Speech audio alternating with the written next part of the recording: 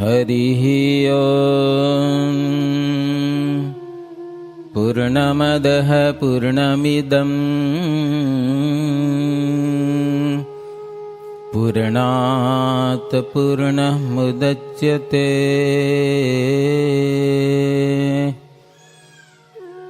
પૂર્ણસ્ય પૂર્ણમાદાય પૂર્ણમેવાવશિષ્યતે.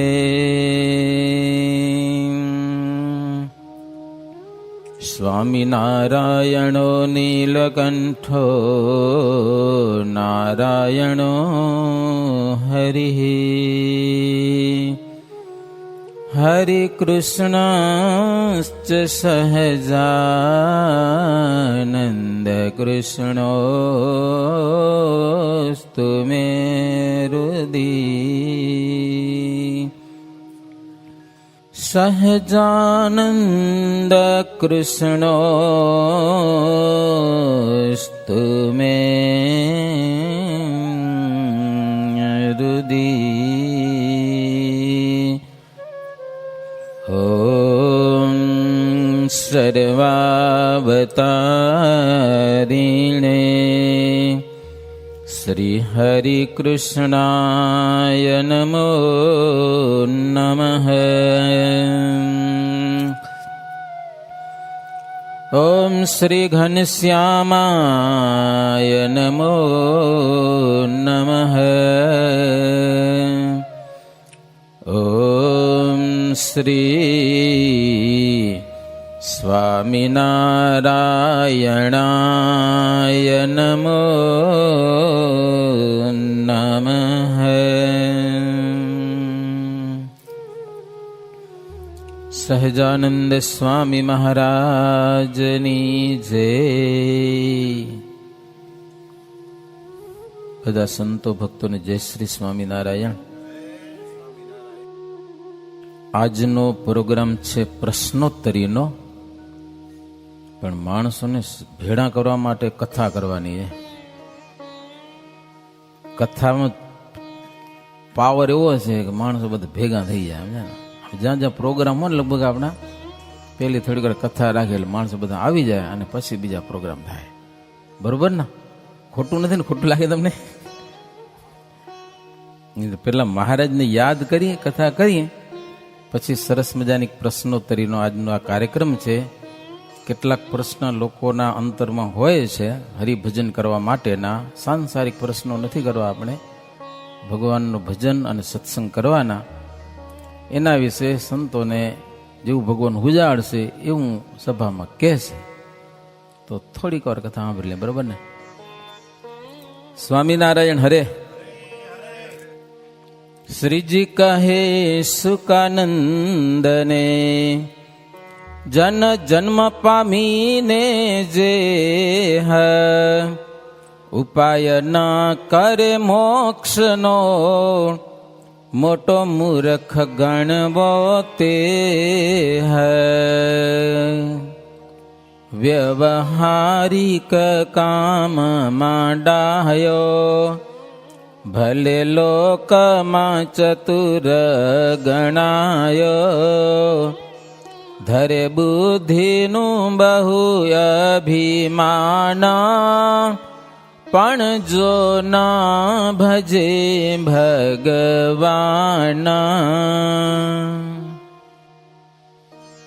શ્રીજી મહારાજ ભક્તિ બાગમાં હરમાનું ઝાડ નીચે બેસી અને સુખસ્વામી પાસે દેશ વિદેશમાં ભક્ત વસતા જે સંતો કે ભક્તજનો એને માટે પત્ર લખે છે. અને પત્રમાં મહારાજ ઉપદેશ કરે છે.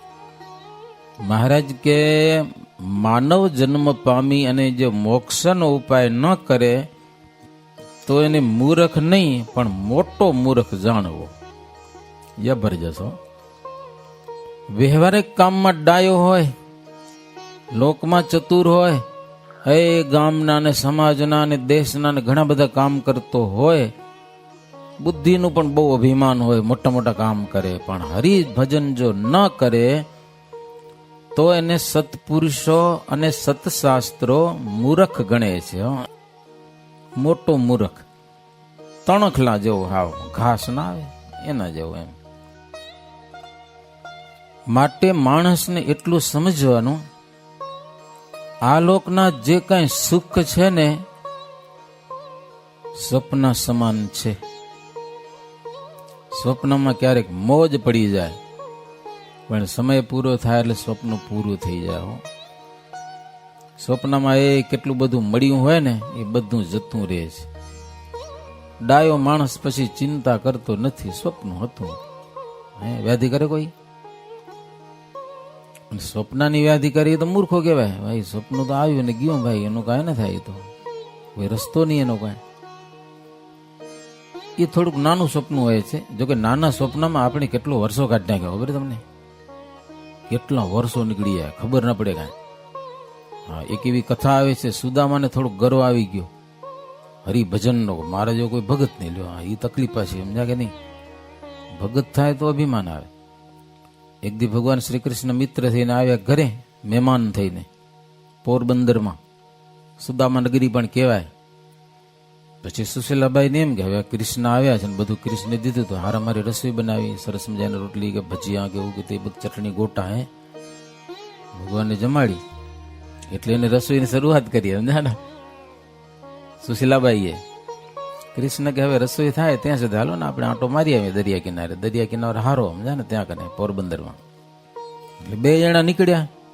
હા, 2 જણા, બીજો કોઈ નહીં, કૃષ્ણ ને સુદામા.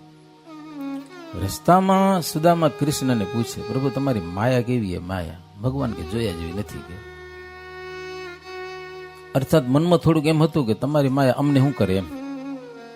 પાકા ભગતને માયા નડે નહીં ને અમે. ભગવાન કે ક્યારેક બતાવીશ, બહુ હોંશ હોય તો. વાતો કરતા કરતા દરિયા કિનારે પૂગી ગયા. પછી ભગવાન કે પાણી બહુ સરસ છે, હાલો નાઈ લે. કપડા બદલાવે. 2 જણા ધોતિયા પહેર્યા, સમજ્યા ને, બાકીના કપડા પાણામાં દબાવીને રાખ્યા, દરિયા કિનારે ઉડીને જાય એમ. પછી 2 અંદર ગયા, પાછા કેડ સુધી પાણીમાં ગયા. ભગવાન કૃષ્ણ કે કોણ ડૂબકી લાંબી ખાઈ શકે, આપણે અખોતરો કરી હાલો. ભગવાન શ્રી કૃષ્ણ સુદામાને કે તમે તાલી વગાડો, હું ડૂબકી મારું, પછી હું તાલી વગાડીશ. એટલે સુદામાએ તાલી શરૂ કરી. 1 2 3 4 5 25 તાલી થઈ. શ્રી કૃષ્ણની ડૂબકી પૂરી થઈ.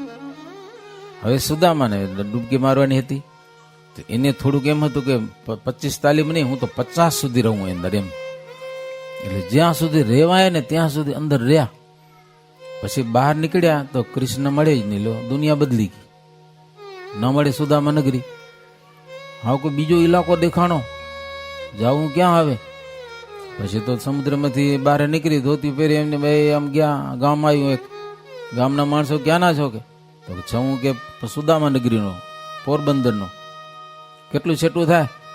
તો કે 20 દિવસ વાણને લાગે પહોંચતા. કે આવતા જતા 40 દિવસ લાગે. એટલે મુંબા સાંભા 15 દિવસ વાણ પહોંચી ગયા હતા, સઢવારા.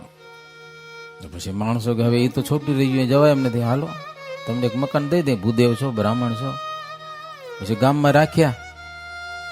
એક સરસ મજાનું મકાન ગોતી દીધું માણસો હોય. પછી એક ગોરાણી પહેણાવી દીધા. 5-6 છોકરા થઈ ગયા. ભાઈ હેલો સંસાર 50-60 વર્ષ કાઢી નાખ્યા. એમ કરતા કરતા ઘરવાળી ગુજરી ગઈ. પછી અગ્નિ સંસ્કાર કરવા દરિયા કિનારે લઈ ગયા. ગામના માણસો કે અમારો કાયદો છે, લગ્ન કર્યા પછી જે મરે એના ભેગું બળવાનું બીજાને. એ વાંઢો વાંઢી અહીંયા અમારા ગામમાં કોઈ ન હોય. હા, પત્ની મરી જાય તો પતિને ચે ભેગું બાળવાનું ભેગું, 2 ને એક જ ચેમાં, સમજ્યા ને. સુદામા કે મારે નથી મરવું કે, તો અમે મારશું જ. કે લ્યો અમારા ગામનો કાયદો છે કે લ્યો. દરિયા કિનારે લઈ ગયા. ચિત્તા ખડકી, ચિત્તા હળગાવી. હવે સુદામાને જાલી નાખવા હતા મય, સમજ્યા. સુદામાજીને યાદ આવી ગયું કે દરિયામાં નાઈ તળું તો મારી તો નાખશે મને, કે એકવાર મને સમુદ્રમાં સ્નાન કરી લેવા દો. તો કે વાંધો નાઈ લે, કે પછી મારશું. કે લ્યો પડવું તો પડશે અંદર. પછી ડૂબકી મારી અને જેવા બહાર નીકળ્યા ત્યાં કૃષ્ણ તાલી વગાડતા હતો. હજી 20 તાલી થઈ હતી. લ્યો ભગવાન કે જલ્દી બહાર નીકળ્યા. સુદામા કે મરી ગયો, મન જીવતો રહ્યો. લ્યો તમે કયો 20 તાલી થઈ. લ્યો સુદામાને એમ કે શું વાત છે, હાલો કેટલા વર્ષો નીકળી ગયા. અને પછી આ કપડે પહેરીને ઘરે આવ્યો તો જે રસોઈ માન થઈ હતી, લો પાકેલાની રોટલી માન પૂરી થઈ હતી હજી. કૃષ્ણે પૂછ્યું સુદામા માયા દેખી? તો બહુ ખતરનાક ગયો, મારી નાખત મને ગમે જ કેમ ને. ભગવાન કે મારી માયાની સામે કોઈએ હવર ન કરાય. ભગવાનને શરણે જાય ને એ જ બચે, બાકી બચી ન શકે, સમજાય ને. એટલે મારે જો પેલી કથામાં કોઈ હવર ન કરું, હું કાંઈ પાપ કર્મ કરતો નથી ને મને ભગવાન શું કરવાના છે ને એવું ફાંકું કૂદી રાખવાનું નહીં. મહારાજ કે જેમ વિષયના સુખ છે એ સ્વપ્ન સમાન છે ને, એમ આ લોકની માન મોટપ સન્માન એ પણ સ્વપ્નની સમાન છે. હા બુઢા થઈ જશે ને કોઈ નામે નહીં પૂછે, સમજાય ને. ક્યાંક હસો સત્તામાં એ કાઢી મૂકશે, બુઢો થઈ ગયો કે અવસ્થા પૂરી થઈ ગઈ. અરે વીમા વાળા પછી કે હવે 60 વર્ષનો થઈ ગયો, 80 વર્ષનો થઈ ગયો, 90 વર્ષનો થઈ ગયો, વીમો મૂકી દો કે લો હવે મરવાનું જ છે કે લો આપણે પૈસા દેવા પડશે, એટલે વીમો કાઢી નાખે. લો એનો ગાડી જૂની થઈ જાય ને એના વીમા કાઢી નાખે. મહારાજ કે આ લોકનું બધું માન મોટપ સન્માન સુખ બધું સ્વપ્નની સમાન છે, એક દિક જતું રહેશે. એને માટે આવરદા ખોઈ નાખે. એ મારી વાવા બોલાય, માન સન્માન થાય, વખાણ થાય, તો એને માટે આવરદા ખોય કેવો કહેવાય? હોનું વેચીને રાખ લે એવો મૂર્ખો કહેવાય. સોનું દે એના બદલામાં રાખ લે. રાખમાં સમજો ને, વાની વાની આપણી ભાષામાં. એના કરતા મોટી મૂર્ખાઈ કઈ મહારાજ કે ધિક્કાર છે એની ચતુરાઈને કે માનવ જન્મ પામ્યા પછી કામ ન કરી લીધો. હે વલ્લવ્યું લેવા માખણ વારી, માખણ કાઢવું છે અને પાણી લઈને ગોરીમ ભરીને મંડે તો મશીન નાખે તો કાંઈ ન થાય. થાય છાસ હજી હો તો થોડુંક કદાચ નીકળે, કાચી રહી ગયો તો જાય કે નહીં, પણ પાણીમાંથી માખણ ન નીકળે. તો એ કેવો મૂર્ખો કહેવાય? અમૃત દઈ અને ઝેર લે એના જેવો કહેવાય. પોતાનો સત્ય અર્થ ન સાર્યો એને શાસ્ત્રોએ આત્મહત્યારો કીધેલો છે. કામ ન કરી લીધું હોય જિંદગીમાં માનવ જન્મ પામીને. મોક્ષ ક્ષેત્રમાં જનય અવતાર, ઘણે કાળે મળે બીજી વાર. એના અવધિનો જે પ્રકાર, કહું શાસ્ત્ર તણે અનુસાર. આપણા વર્ષ તો એક પાસ, 666 ને 8 માસ. બ્રહ્માના એક લવ સમ થાય, 60 લવનું તો નિમિષ ગણાય. હવે પાછું ભૂગોળ ખગોળ પ્રમાણે કથા આવી રહ્યો. મહારાજ લખે છે, આપણે સાંભળ્યું જ રહીને કેમ લાગે, કંટાળશો નહીં ને.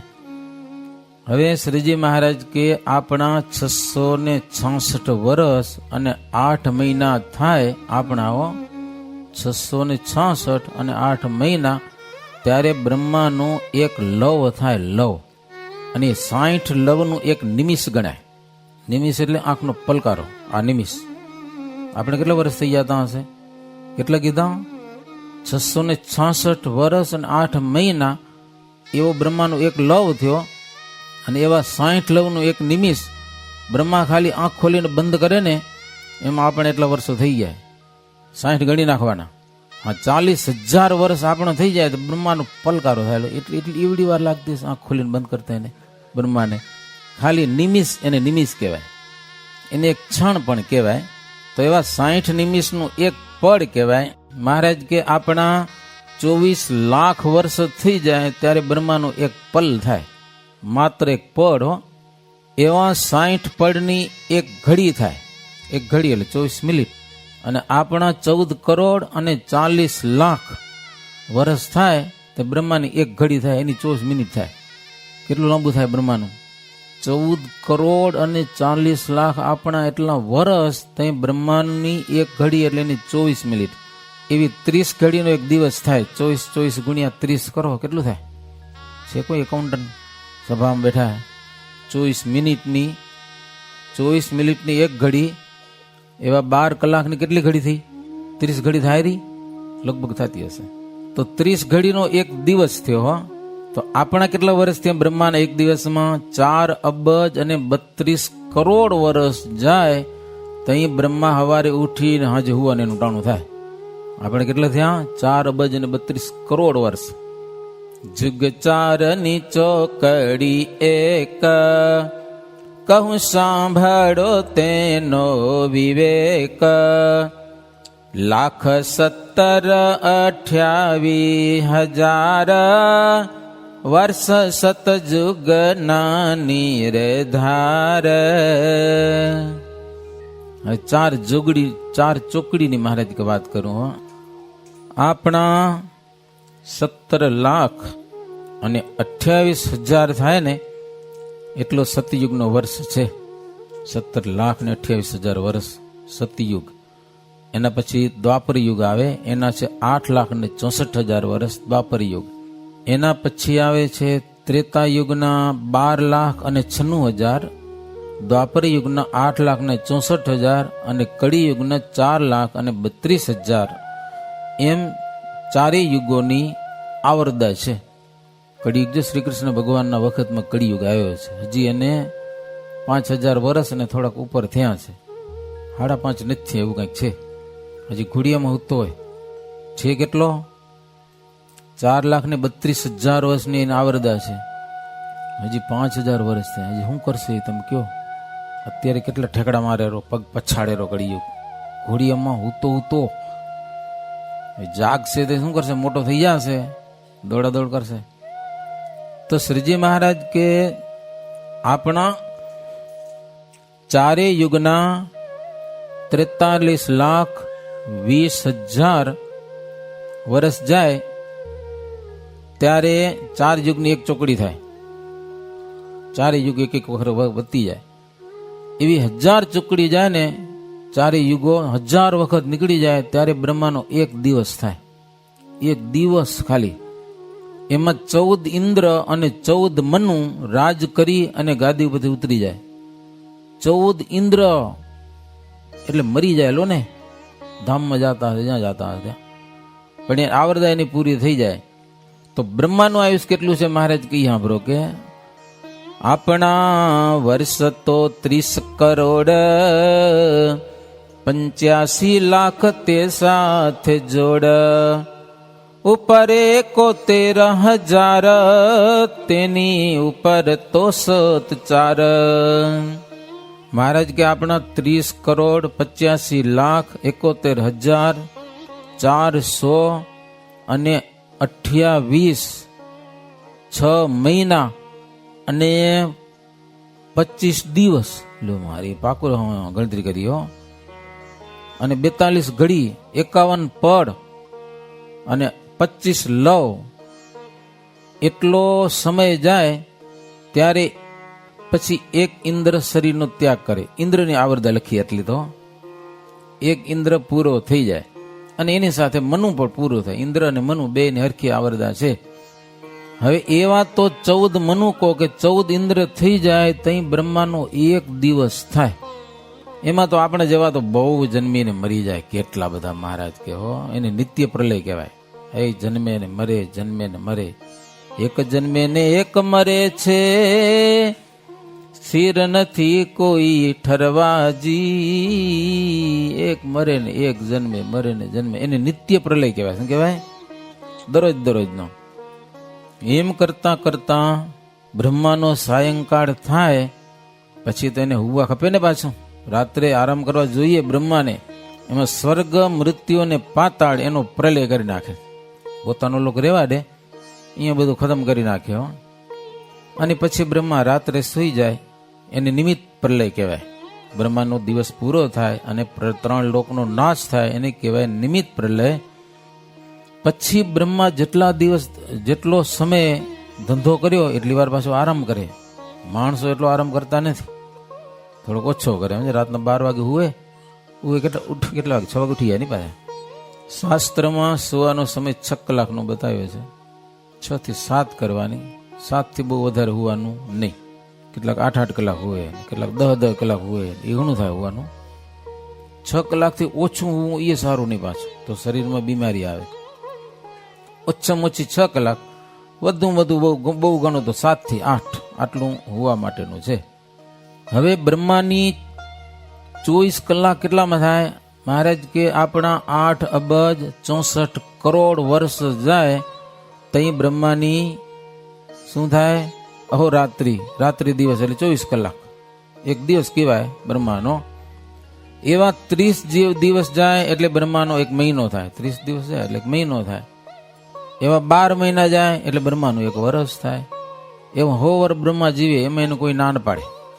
આપણા કળિયુગમાં 100 વર્ષ છે, પણ નક્કી નહીં, વચ્ચે વચ્ચે ગુજરી જાય મોટે ભાગે. કોઈક જ કાઢેલા 100 વર્ષ સુધી, તો કોઈ કટાવી જાય ભલે, પણ 80 વર્ષ થાય કે 85 થાય કે એની આજુબાજુ લગભગ જિંદગી પૂરી થતી હોય છે.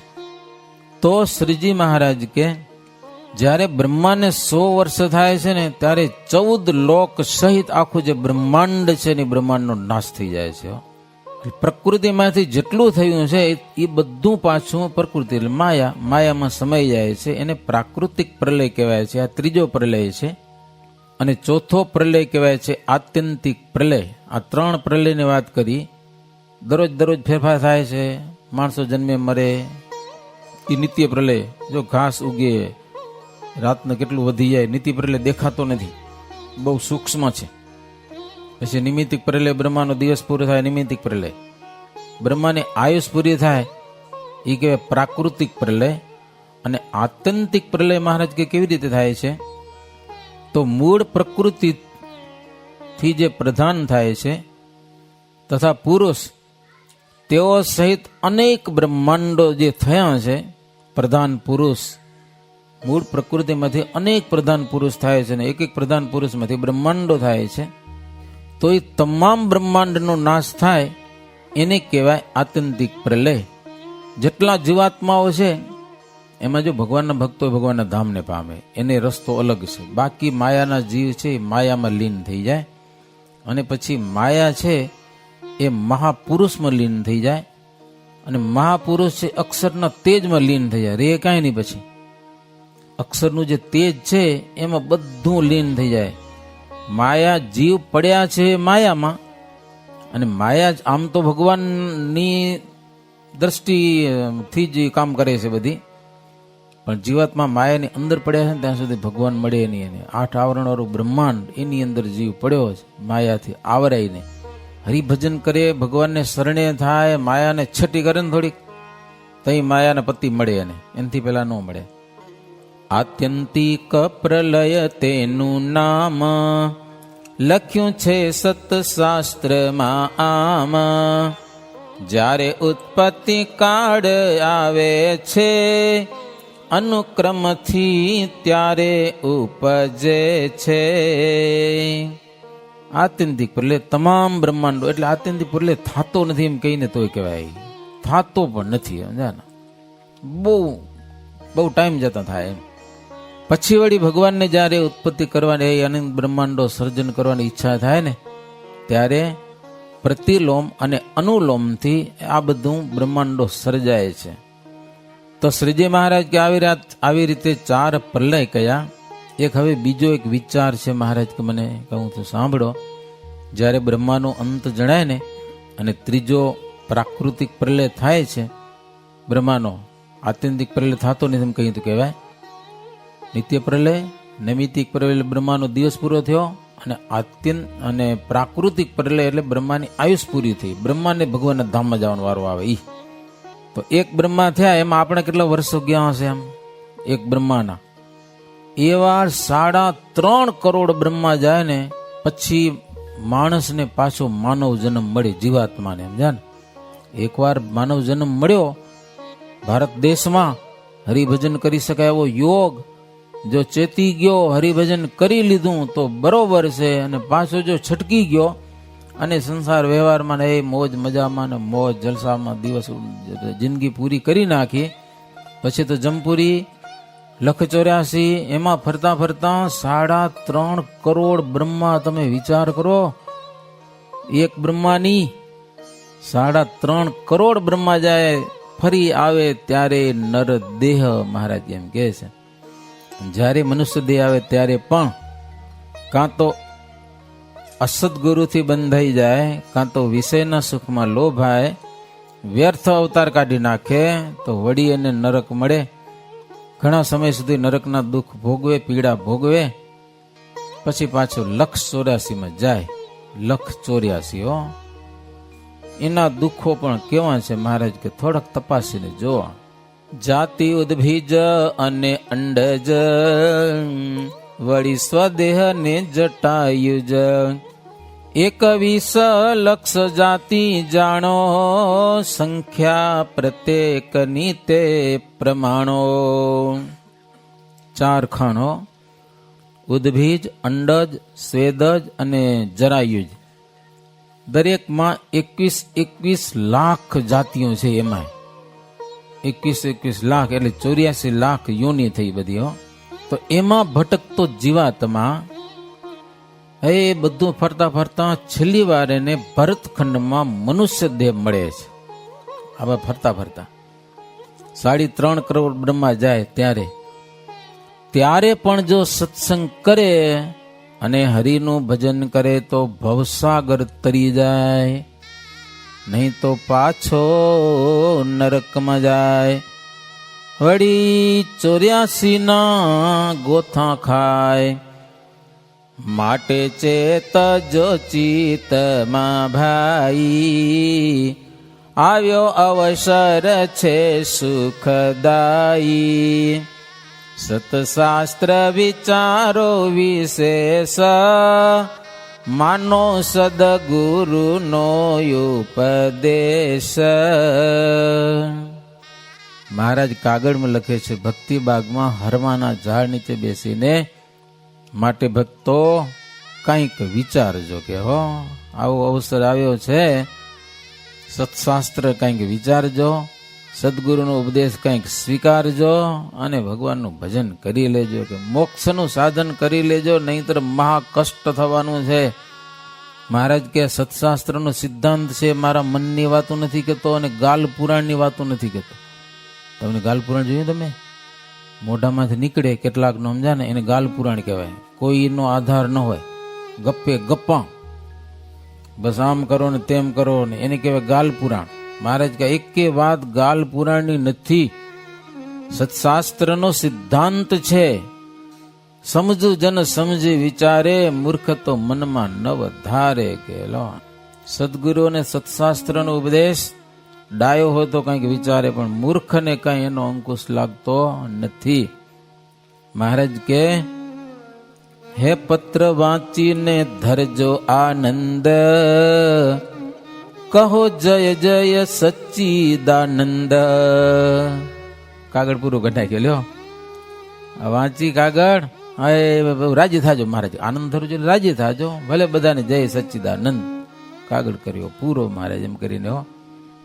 એવા પત્ર અનેક લખાવ્યા, ગામો ગામ વિશે મોકલાવ્યા, વાંચી કંઈક થયા સંત સંગી, આવ્યા શ્રી પ્રભુ પાસ ઉમંગી. કાગળ તૈયાર થયા પછી એની અનેક કોપીઓ કરાવી અને એ દેશ દેશમાં કાગળ મોકલતા. અને મોટા હરિભગત ઉપર કાગળ આવે અને એની પાસે બધા લખી લે સમજ્યા ને. અથવા તો કોઈક લખાવનારા હોય ને, આજે જેમ ઝેરોક્ષ કરેલું ને તેથી કે સાધન નતા. અમુક માણસો અમુક પરિવારો એવા હતા કે હારા હારા અક્ષરથી તમને આખું લખાણ કરી દે અને પછી પૈસા દઈ દો એટલે એ કોપીઓ તમને મળી જાય. એમાંથી કેટલી કોપીઓ કરાવી અને હરિભક્તો પછી રાખતા કાગળ, મહારાજનો પ્રસાદીનો કાગળ, અને એ પ્રમાણે વર્તન કરતા. લ્યો અચિંત્યાનંદ બ્રહ્મચારી કે કાગળ વાંચીને કંઈક તો સત્સંગી થઈ ગયા. ભાઈ આવા દુઃખો વેઠવો પડશે આત્માને. કેટલાક તો શ્રીજી મહારાજ પાસે આવ્યા અને મહારાજનો આશ્રય કર્યો હો, અને ઉદ્ધવ સંપ્રદાયને સ્વીકાર્યો. અંગીકાર ઉદ્ધવ મત કીધો. કારણ કે ભગવાનને પામવા માટે ઉદ્ધવ સંપ્રદાયમાં ઘણું બધું સરળ છે. વેદો શાસ્ત્રો અને પુરાણોને આધારે ભગવાન સ્વામિનારાયણ પણ એમ કે છે, હું આ બધી વાત કરું છું ને શાસ્ત્રોને આધારે વાત કરું છું, મારા ઘરની વાત નથી કરતો. એટલે સંપ્રદાયમાં સત્શાસ્ત્ર વિરોધ એકે વાત શ્રીજી મહારાજે રેવા દીધી નથી. પેલા જ મહારાજ લોજમાં આવ્યા અને બાઈ ભાઈનો થોડુંક ભેડી સારું સાધુને જોયું, તમારે ત્યાંથી સાફ કરાય, આ હરખું કરો, આ નહીં હાલે, લ્યો રસ્તો બંધ કરાયો. મુક્તાનંદ સ્વામી સભામાં વાતો કરતા, બાઈ ભાઈ આમ બધા ભેગા બેસતા. તો મહારાજ સંતોને ઉઠો ઉઠો કે આપણો ધર્મ નથી કે બાઈ ભાઈ ભેગા ને બે ઉઠાડીને સાધુને ઉઠાડી લઈએ, હાલો હું તમને કથા પ્રમુખ. મહારાજ કે લ્યો લોજમાં સમજાય. સંતોને કે બાઈ ભાઈ ભેગું ના બેવાય, ભાગવતમાં ના પાડીએ. મહારાજ કહો શ્રીમદ ભાગવતમાં ના પાડી છે, સ્ત્રી અને પુરુષનો સંસર્ગ થાય તો ધર્મ ના રહે. મહારાજ પોતે કથા ચાલુ કરી. મુક્તાનંદ સ્વામી બાઈઓને કે છેલ્લા રામ રામ, હવે આ નીલકંઠ વર્ણી કે છે ને એમ જ અમારે કરવું છે કે એને રાખવા કે લ્યો. એટલે સંપ્રદાયમાં એવી કોઈ ગડબડ હતી, મહારાજ કાઢી નાખી છે. શાસ્ત્રો સત્શાસ્ત્રોના માં કંઈક વિરોધ આવે એવી વાત. અચિંત્યાનંદ બ્રહ્મચારી કહે છે, એવી રીતથી શ્યામ સુજાણ કર્યા કોટિક જનના કલ્યાણ. મહારાજ કરોડો જનોના કલ્યાણ કર્યા છે. કડી કાળમાં સતયુગ સ્થાપ્યો, કષ્ટકારી કુમારગ કાપ્યો. આ મહાકળિયુગમાં સતયુગ જેવો દેશ સ્થાપન કર્યો. આજે પણ સત્સંગમાં જોઈએ ભક્તજનો, સતયુગ જેવું વાતાવરણ દેખાય. કેટલાક સંતો બે વાગે ઉઠીને એ માળા ભજન કરે, કોઈ દંડવત કરે. આ કળિયુગમાં થાય તમે વિચાર કરો. ગ્રસ્ત પણ કેટલાક ધારણા પારણા જેવા વર્ત કરે. આવા વૈભોગ જેવા દેશમાં રહી કેટલાક એકટાણા કરે. બોલો તમે, ધારણા પારણા કરે, કેટલાક ઉપવાસ કરે, હરિભક્તો પણ કરે છે. આજે ઇંગ્લેન્ડ જેવા દેશમાં કરે છે, 4 મહિના સુધી એક જ ટાઈમ ખાવું, કાંઈ નહીં. બોલો આજે પણ છે કરવાવાળા. તો સતયુગ આજે સત્સંગમાં બેઠો છે, મહારાજે પ્રવર્તાવેલો છે. જેણે પ્રગટ પ્રભુને ઓળખ્યા નહીં, મોટા મૂર્ખ તે જન સહી. એ બધા મોટા મૂર્ખા. હે અતિ પ્રૌઢ પ્રતાપ જણાવ્યો, તોય જડને વિચાર ન આવ્યો. મહારાજ આટલા ચમત્કાર પરચા બતાવ્યા ને તોય કોઈ મૂર્ખને વિચાર ના આવ્યો કે ભાઈ આ શરણે થવા જવાય, નિંદા દ્રોહ કરવા જેવા ભગવાન નથી. શરણું લેવા જેવા છે, જીવનો મોક્ષ થઈ જશે. અગણિત જન કેરી ભ્રાંતિ ભાંગી, જડમતી તોય જુએ ન કાંઈ જાગી. દિનકર કૃત તેજ તો અલેખે, પણ દ્રગ ખોલી ઉલુકતો ન દેખે. શ્રીજી મહારાજે આવી રીતે અગણિત જનોની ભ્રાંતિ ભાગી છે, છતાં પણ મૂર્ખ લોકોને હજી આંખ ઉગડતી નથી. જેમ કે ઓલું ઘુવડ થાય છે, દિવસ ઉગે તો એ જોઈ શકતું નથી, હંતાઈ જાય છે. નહીતર સૂરજના પ્રકાશમાં મોજ માણવી જોઈએ. આવો સંપ્રદાય ભગવાન સહજાનંદ સ્વામી આપ્યો, એમાં સત્સંગ કરીને મોજ માણવી જોઈએ. એના બદલામાં એનાથી છેટા ભાગી અને પછી એ ગુફાઓમાં હંતાઈ જવા જેવું છે. તો સાચો આનંદ માણી અને જીવનું કામ કરી લેવું, એવી આજની કથા. હવે અહીંયા કથાને વિરામ આવશે. इति श्री बिहारीलालजी आचार्य विरचिते हरिलीलामृते षष्ठ कलश चिंतानंद वर्णिंद्र भयसेन्द्र संवादे दुर्गपुरे श्रीहरि लव निमेषादि ब्रह्मदेव आयुष्मान निरूपण नामा द्वादशो विश्राम. सहजानंद स्वामी महाराजनी जय.